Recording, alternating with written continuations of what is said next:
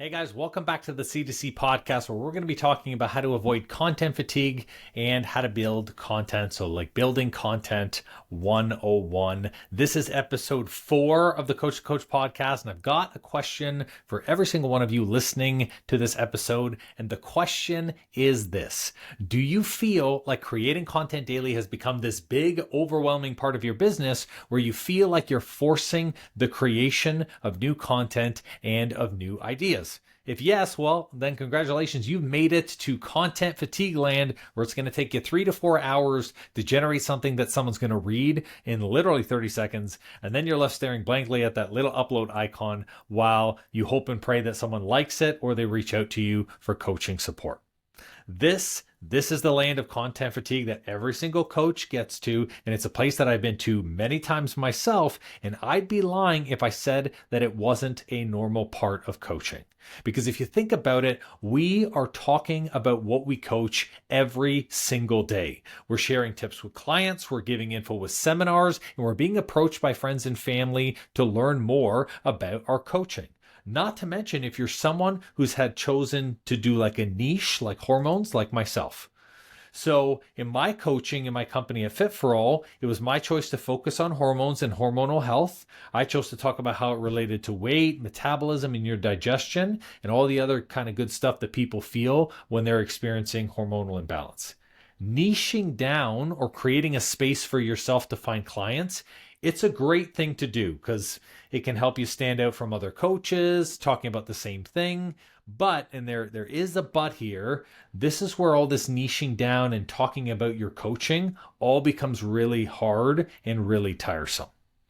When you're in a niche area, you feel like you're talking about the same stuff over and over again. You're sharing the same tips, you're giving the same tools, and if you do this for like 6 months to a year, you're going to start to look at your content and you're going to start to think this: I have nothing new to say. I have spoken about this before. This isn't exciting to me. All these things will come into your mind, and so it becomes this huge push to keep posting consistently week over week, to keep putting content out there. Now add that on top of this, the expectation that most coaches have, which is that they want their content to convert. They want people to engage and to message them through their content, and they want to spend their time coaching people, not giving away their coaching and their stuff for free, right? That's what you're probably thinking, okay? But here's the thing, you're thinking wrong. And I'm going to keep saying this over and over again. As coaches, we need to change the way we see and view content if we want to be able to last long-term in this industry, talking about the same things and providing value to the same people who are going to be our clients in the future. We as coaches have this crazy notion that people have heard us speak before. You think everyone's heard you speak, that somehow what we say is going to bore the people following us. And so you always want to try and to post the newest thing or something that is so different that you may actually be pushing the boundaries of whether or not you should actually be talking about that as a coach. So I want to use this episode to show you the way that I teach our people in the C2C program to create content. And I also want to share with you the mistakes that most coaches make, which over time are going to lead you to feeling overwhelmed with your posting schedule and with your feed. I want to start with the mistakes first because I'm a personal believer that we should always fix what's not working before we start going and putting things into our own business. So mistake number 1 that most coaches are doing with content is that they're focusing on the content, on giving away free info and the how.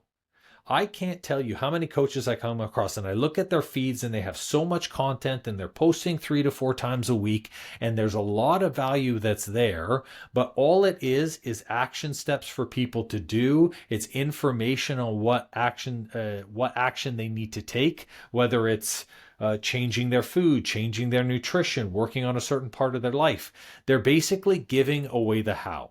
And the hard part about that is this: there's nothing wrong with giving away information because, again, I mean, even when people receive information, a lot of them don't really take action on it. But The hard thing about always giving away the how is if people become accustomed to looking at your feed and seeing only the how, there's really no incentive to work with you as a coach. After all, you're giving the how away for free.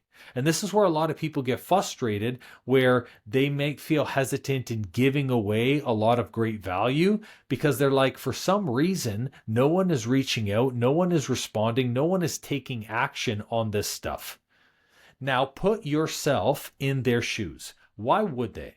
Why would they take action on anything that you're sharing? Why would they take action on your program if they know that they can follow you as well as 2 or 3 other coaches giving away free info? They can learn the how from them piece by piece, and they can always be implementing new things. And this is where, if you're the person who's always giving information, and it's not just something like in a podcast, for example, could be a blog, it could be a newsletter where you're always telling people, hey, I want you to make this change with your food. I want you to add this type of workout in. I want you to work on your sleep routine. You're basically coaching them. So when they're looking at a program and they look at what you could possibly offer, they say to themselves, where I'm comfortable and where I am right now, applying the things that you're already telling me. So there's really no incentive, both, emotionally and in terms of their journey, for them to then take the next step, which is to choose you and to work with you as a coach. So in giving away all of this info, we basically are telling them that, like, hey, you don't need a coach because I can be your coach for free and I can continue to just give this value away because that's just what I'm doing on my feed. When it comes to feeds, we train the people that are showing up. So what I mean by training is every single time someone comes to my feed, I am trying to elevate them. I'm trying to show them what the best version of a potential client could be. So that way, when they decide to work with me, that I'm their coach for them, they're going to say to themselves, hey, you know what? This person lives the life that I want to live. They're doing the things that I want to do. And they're telling me where the challenges are and that they can help. But again, I already have enough information. I just need to determine whether or not this is the coach for me. And that's basically what you want your feed to be. You want your feed to discuss more of the way your clients operate, the things your clients feel, the results that they can get through the process, and less about the how, because people know enough how. Now, mistake number 2, okay, which I see a lot of coaches do this. A lot of coaches are spending time looking at other coaches' feeds, trying to copy or provide a twist off of their work.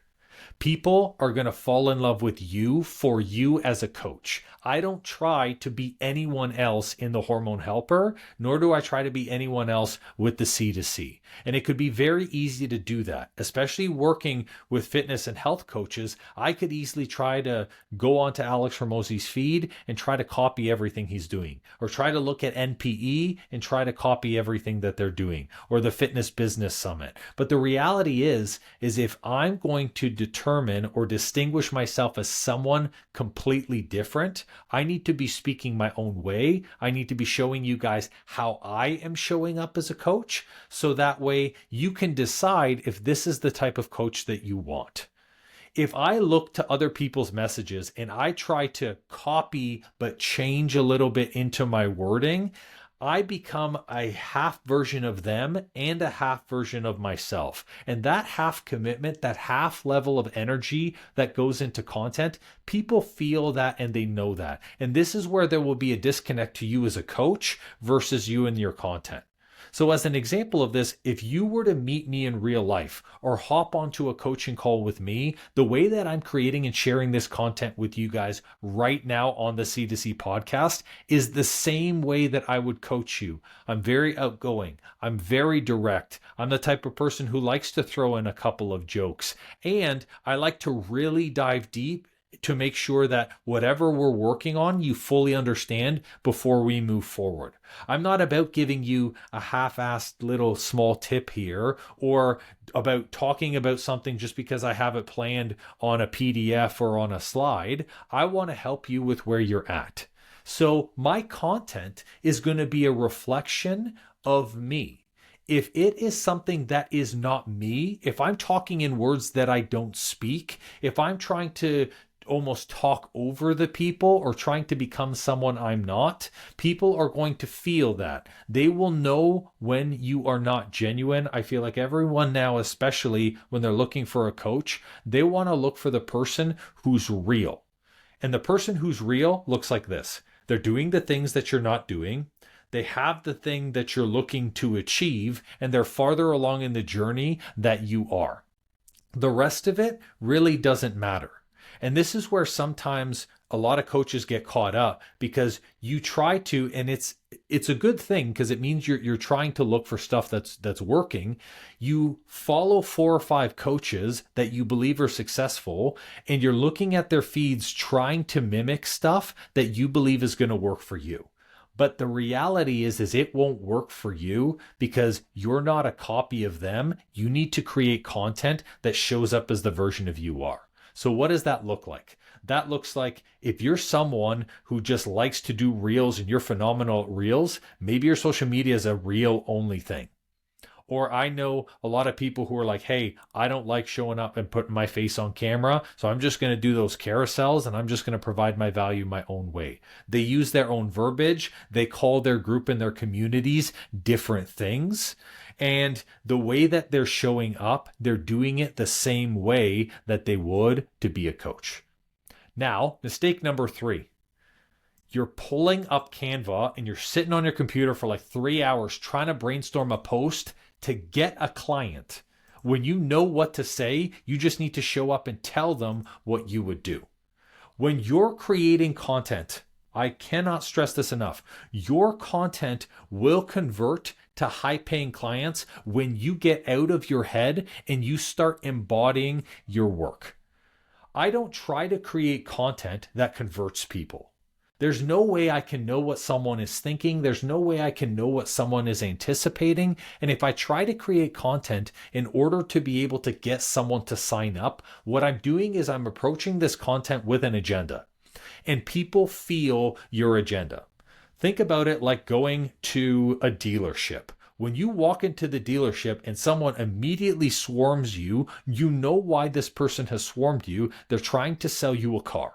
And here's what content that is trying to force a sale looks like. It's always like, hey, you're struggling with XYZ. This is why you suck. I can provide a solution. And then underneath, join my program.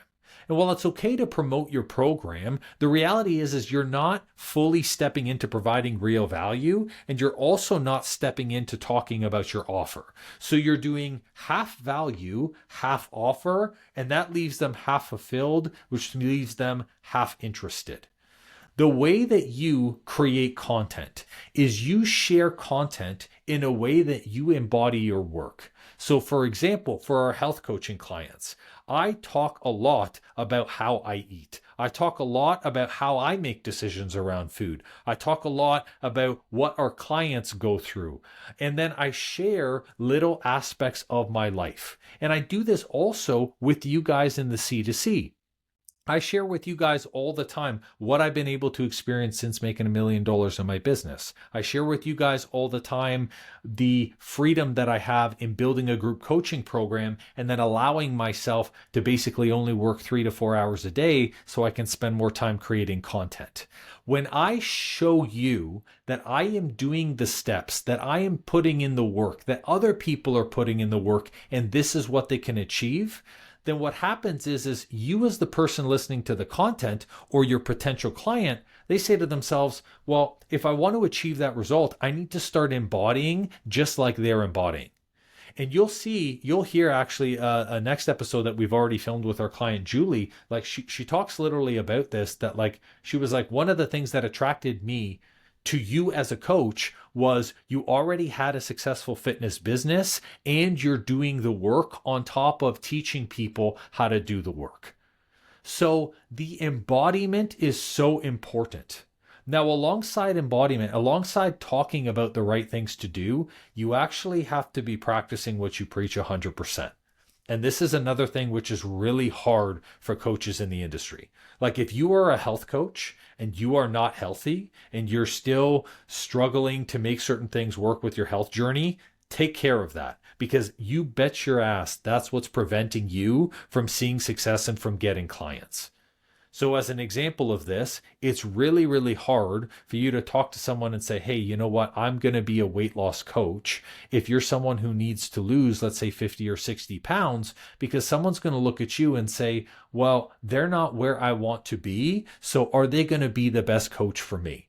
And a lot of people are like that. Another thing as well is if you're someone who's trying to tell your clients that they need to be consistent with their nutrition every day, but you're going out to eat 3 to 4 times a week, well, guess what? You're also not embodying your work. And this is where it's really important mentally and emotionally, we stay in alignment with things that we are doing ourselves. So if you're finding that it's hard for you to talk about a topic, it might actually be because you're not doing it yourself and you're out of alignment. So maybe that's something that's worth for you to take a look at. Now, final mistake that I see, okay, is you're wasting time trying to make the perfect post when you should be spending time showing up regularly, because that's how you want your clients to show up. I cannot stress this enough. Content is not just about putting something out there that attracts the person. When we create content, we need to create content based off of what we want our clients to do, and we want to be able to do that regularly. So what I mean by this is, if we are wanting a client to show up every day for their workouts, we need to be showing up every day on social media. If we want our client to be the type of person who's decisive and takes action, we need to be decisive and take action to create our content. When we build content, we're trying to talk to a person who's at a really low level, or maybe a person who's in a place of struggle, instead of talking to the person that they are going to become. And in order to do that, you have to show them what that level of person looks like. Show them what it's like to be already working out, already exercising, already doing the right things, because that puts them in a different state of mind. It puts them in a different mindset for them to be able to say, hey, I can do this. This is what the future looks like. Because if all you do is create content to talk about the problem, and you're trying to spend time really perfecting what the problem is, then what happens is you get more people who all they do is complain about their problem. And this is why there's no such thing as the perfect post, because there's no such thing as the perfect client or your client showing up perfect every day. It's your responsibility as a coach to post frequently, to show up as you are. And if that means that it's a 10% post today, or an 80% post tomorrow, or a 60% post, you're showing up because you know that that's the best that you have today. And it's okay to show someone that you're having a challenge. It's okay to show someone that you're struggling as well, because this is what relates you in being human as a coach. When I want to work with someone, I want to work with someone who's farther along than me, but who's not so far that they're completely disconnected to where I am. So for example, if I see someone who's like, I made $1 trillion this year, yes, I'm sure he would be a phenomenal coach for me, but truthfully, I wouldn't hire him because I'm not there yet. Like, if I haven't made $10 million, why would I hire a $1 trillion coach? And this is what's really important, is people are going to hire and work with the coach who's farther along, but who's closest to them, who relates to their journey. So like a great example for this is my wife. My wife at the very beginning of her journey was someone who struggled with binge eating. And the reason why a lot of her clients and a lot of the people in her binge eating programs relate is because she has been there. She knows what binge eating looks like. She knows that there's no perfect post because there's not the actual perfect thing to say. It's a feeling that it takes time to work through binge eating. So what she did was she just showed up daily on lives, daily on videos, daily on reels, and where people could see her show up at different levels and she could talk them through things. So the perfect post does not exist. You just want to show up the way that your clients should be showing up. I can't stress this enough, okay? Content is not marketing. Okay? Because if you think of it that way, you will always be trying and hoping and praying for an outcome with your post. You're going to think in your head, ooh, I hope this post gets someone to reach out, or I hope this post gets someone to share and to comment. Posting and content creating is building relationships, and it's your coaching. The goal of content is to give it to as many people as possible so they can experience your energy, your drive, and come to realize that you are the coach that can help them through whatever challenge that they have. So when I teach coaches content, whether it's in the Fast Launch program where we help them launch their first program, or it's the C2C, the Coach to Coach program, where we work on their brand and their offers, I tell these people the same thing. Creating content that talks about the same stuff is like regifting. Okay? Really think about this for a second. Content that talks about the same stuff is like regifting. It will always be the same gift because their challenges, their struggles, their pain, it's going to be the same as the day before. So if you think about it, your program is the gift in the middle that they're going to love and appreciate regardless of who gave it to them. So the goal of creating content is to get them excited, not about the gift, but about the unwrapping part of the gift. Because every time you share about a struggle your client has, let's say it's about stress, you will have packaged that same offer different every time. So let's use this stress as an example. You're going to create a piece of content on stress, and then you've got a program on stress, and that is the gift. Okay? So if we want to regift stress each time to help them understand it in different ways, you're going to do a post about stress and how you dealt with stress. That's wrap number 1. Then you're going to create a post on stress and share how one of your previous clients dealt with stress while working with you. That's wrap number 2. You're going to create a reel on stress, sharing what stress-free version of themselves can look like after going through your process or your program. We've rewrapped it a third time. Now you're going to create another one sharing how stress affects different aspects of their life, their relationships, and their health. Rewrap number 4. We've rewrapped the same thing 4 times, and it's the same gift. And this is how we continue to address and talk about things in a different way. Now, you see in my company Fit for All, I share the same information over and over again on hormones. You and I both know there is no new information for me to give to them. And truthfully, they don't need more information. They don't. I get them to resonate and understand through my personal journey with hormones. I tell them my story and how hormones changed me. I show them hormones through my client experience, through the storytelling of someone I saw, through food, through movement, through sleep. And in doing so, I lead them to the same place. And the same place is support through my program. I know it's what they want. I know it's what will help them with what they need. And so I unapologetically share how they can be a part of that process for them. And to make content even easier, I always do it in long form so I can clip and chop it up a million different ways. Even this podcast episode right now. Why do you think I created the C2C podcast? I created it because I love creating content in long form. Plus, I know that in providing value to you coaches listening, that I can build a relationship and I can build trust over time. So when I promote something like our Fast Launch program, you're going to be more receptive to it and you're going to be more open to seeing if it's a good fit for you. Now, the best part about doing long form content like this, or even something like a blog or a newsletter, the best part is I can get 4 to 5 different kinds or pieces of content just by speaking and showing up as how I would in regular conversations with clients. So just from this episode, I'm going to guarantee you that I can find at least 1 to 2 quotes to expand on in a post. I'm probably going to find 2 to 3 reels to share on Insta. And with the mistakes that I shared earlier, those 4 mistakes, I'm going to use those same mistakes in a Canva carousel, and I'm going to already have them down point by point. Not to mention the podcast episode itself on the channel.